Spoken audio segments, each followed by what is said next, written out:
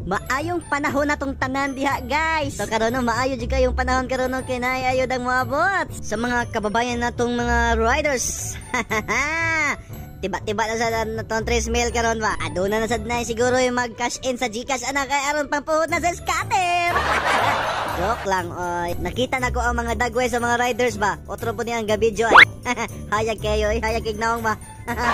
Nagtapok sila sa atubangan guys kay aron i-confirm ang lahang requirements ug sakto ba. Og ako syempre wala na lang po ko nangutana kay legit man ko.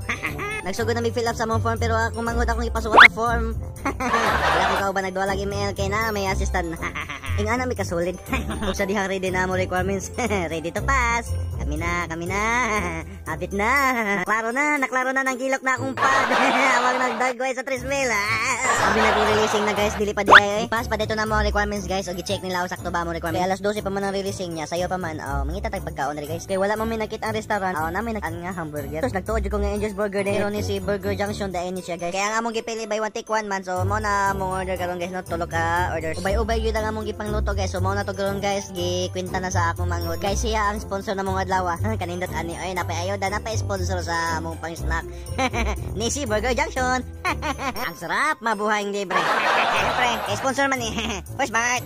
Mo na ako ni action sa First Bite. Wala ka nagipatol oy. Ug mo nga First Bite sa makadawa to 3 mil.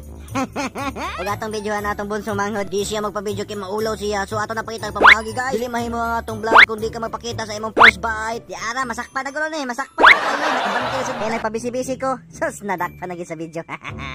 Og nakabalik na mi sa among venue guys. Di ara nakaplasta na mga lingkuranan sa mga VIP guys. Og nagtapok na pud mi mga riders. Klasik-klasik mga riders ang makita ninyo guys. Gwapo og batignon.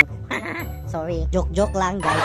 Og sa dihang nakapangutan ako sa kagalingon, naaba ko sa Maynila o sa Cebu. Kay nakita man ako si Joshua Garcia.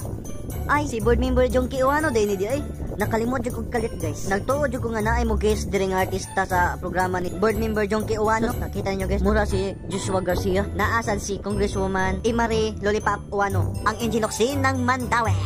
Hello, may hapon. Karatan tayo ng grasya.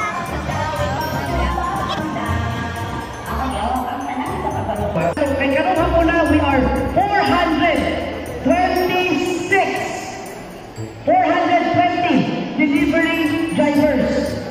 A total amount of 1,260,000 cash ang ihatag ninyo karong hapon na.